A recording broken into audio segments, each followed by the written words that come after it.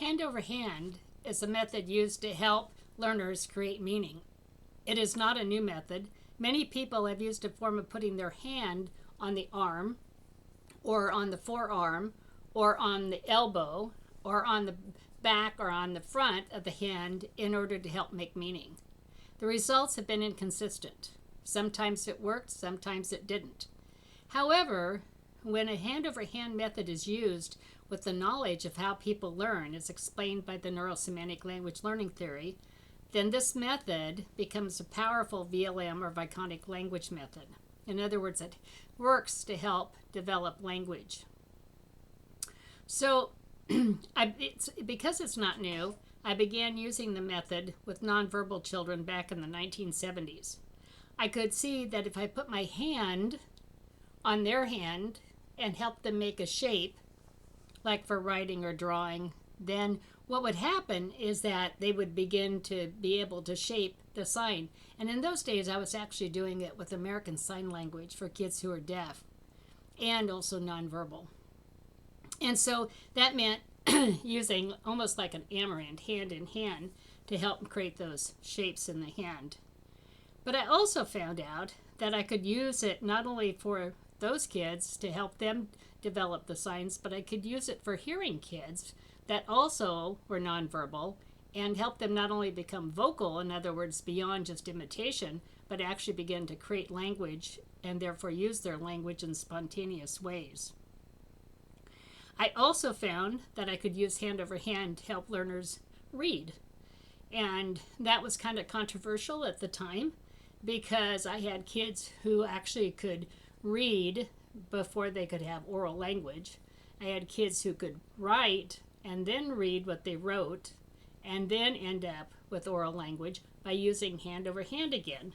First, we'd have a story. We would tag everything in the story. In other words, write the words that went with the people in the story. Then we would do hand over hand to shape the people so the kids could actually see the people, because without taking their hand and doing a hand over hand to see the shapes, they couldn't see what was in the picture. Then we would go back through and bubble the tags. And then after we did that, we would have them take those tags, those words, and put them into their pictures, their dictionary. And then they would take those and write from them, and then they could read. And once they could read, they could also use oral language. So that worked for kids to help them learn to read. It also helped kids who were nonverbal, those with autism, learn to talk. The question then becomes why? Why does this work? How do you connect it back to the theory, the NSLT?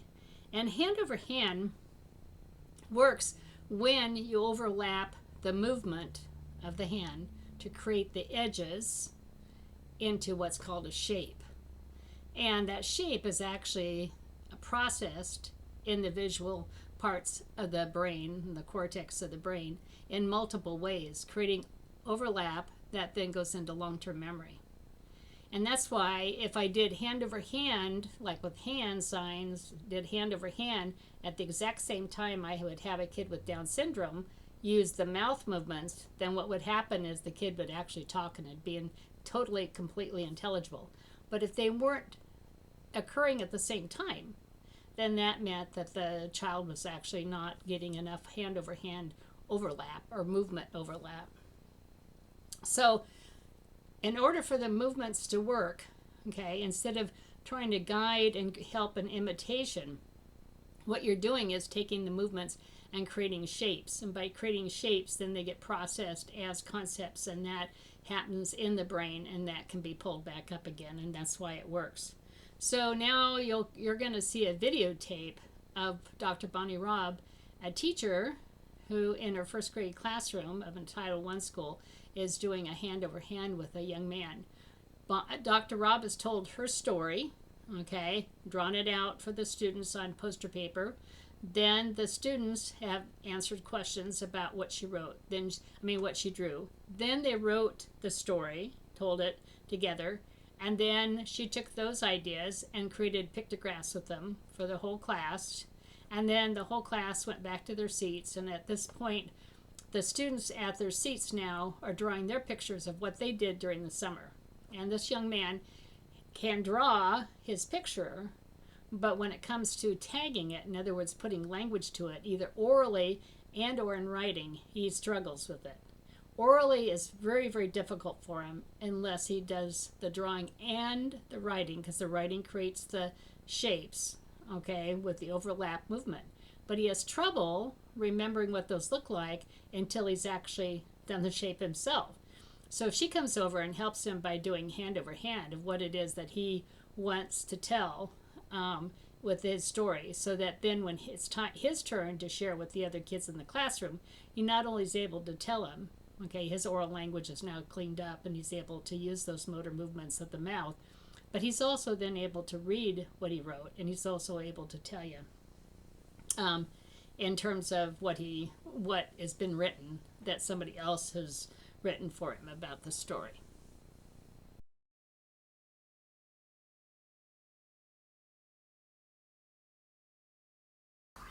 Oh, but what I want you to do is I want you to draw a picture of one thing you did with your family when you went to school. Okay? Make sure you got all the people that were there with you. What were you doing with your, what are you going to draw about? The beach house, okay.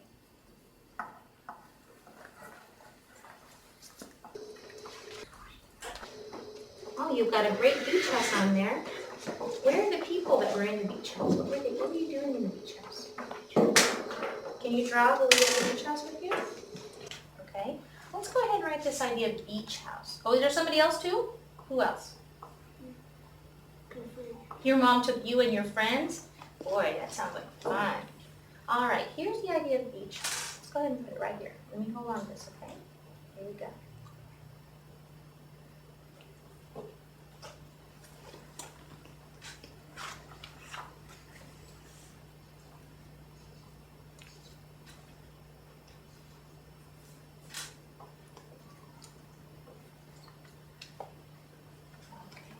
It says beach house. You know what we're going to call all these people? We. That's what we'll call them. We. Okay. And where are you again? At the beach house? Okay, we're going to need some glue words. Let me help you out here. We're going to need these glue words. R. And the word at. Let's see what this story says. What does that one say? Or Only one more. good. Yeah. Good job.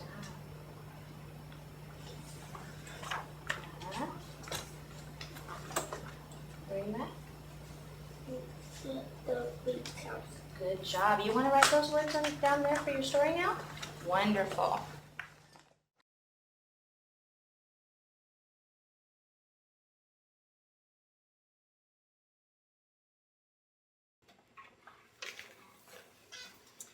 Okay. Now, you read this one back to me, okay? Yes, your second idea. Dad went in the garage to find a hose because they need to wash the car. Now, when he went to the garage to find that hose, what's he going to use the hose for? To clean the car. Now, the hose doesn't clean the car. If I rub that hose all across the car, what it's going to do is leave scratches all over the paint of the car. And we don't want to have the paint scratched. So what are we going to do with that hose? In the rinse. The hose has water coming out of it. So the hose is going to spray. Water. Yeah. So, and the water will go on the car. And what will the water do on the car? Get it clean. It makes it wet. And then they can use the soap. Does the water get it clean or does the soap get it clean? The water get it clean. Soap. What do you guys think? We can talk about this. What do you think? You think the soap gets it clean? Yeah. I think the soap will take off all of the grease and make sure it's clean. The water will definitely get it wet, and the water will remove all of the dirt and the soap, won't it? So when he went to the garage to find a hose, he was finding the hose not to wash the car. He was finding a hose to Ring. spray the car to make it wet so that they could go ahead and wash the car. What you can do, if you want, is just cross out part of that and then write about spraying the car to make it wet so they can wash it. So we go here, the dad, and when he went into the garage, did he run? No. Did Walk. he skip? Walk. Why don't you write walk right above that, okay? Is that was Read that back to me. Say what? Dad is washing. Okay, let me get a picture dictionary, Michael. And what we're going to do here, we're going to put wash on the picture dictionary. Now, one of the things that I noticed when I worked with you before is that when you hold the pencil and I hold your hand and we write the word, that allows you to feel all the edges of the letters and you can remember what it looks like. So when we write it, we're going to write it together. I take your hand in my hand. Now you watch the pencil. You ready? You watch it move. Look down at your paper.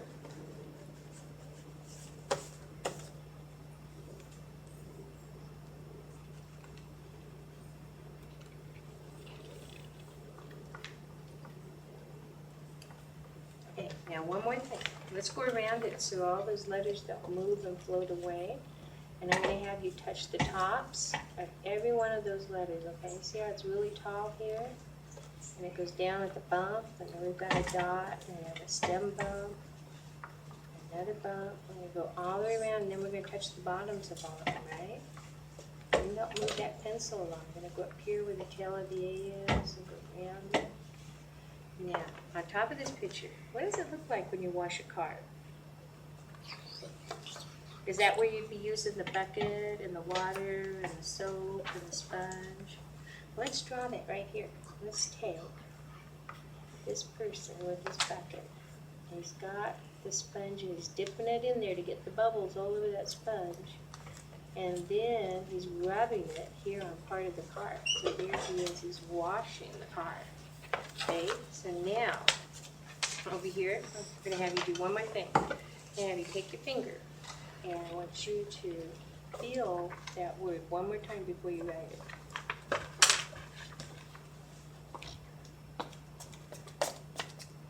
Hold on just a second.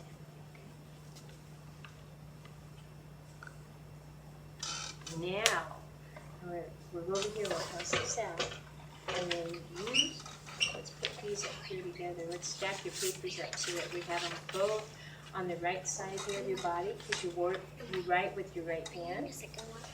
And then, go ahead and hold the paper with this hand so it points right here to your picture, and then copy the washing right there.